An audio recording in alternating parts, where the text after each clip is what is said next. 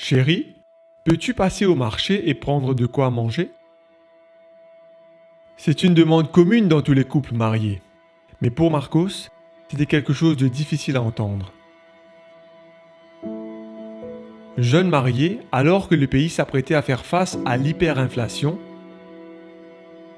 Marie et Marcos faisaient également face à une terrible crise financière, peu après avoir décidé d'augmenter le pourcentage de leur engagement de 3 à 5%. Il restait encore 2 semaines avant qu'ils ne reçoivent leur salaire. Et ils n'avaient déjà plus un sou, même pas pour acheter de la nourriture. Après avoir ouvert son cœur à Dieu ce matin-là, Marcos, inopinément, a trouvé de l'argent dans une poche.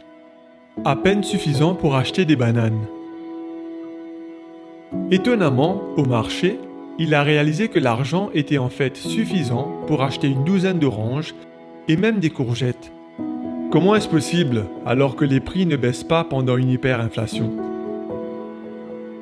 Plus tard ce jour-là, alors qu'ils nourrissaient leurs poules dans leur jardin, un voisin lui a offert de la laitue et du chou frisé de son jardin.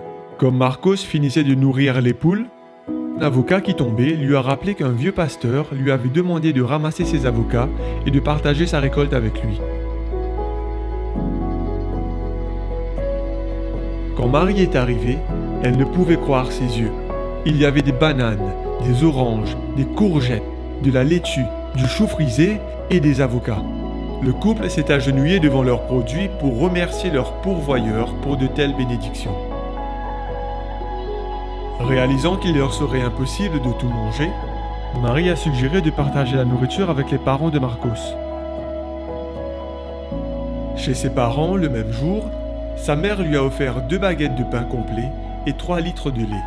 Alors que Marcos conduisait pour rentrer chez lui, ses yeux se remplirent de larmes, témoignant de son respect pour la grandeur de Dieu. Dieu est le même hier, aujourd'hui et pour toujours. Alors que nous retournons nos dîmes et nos offrandes, mettons notre confiance dans ses promesses fidèles et véritables. Mettons nos désirs en dernier et Dieu en premier.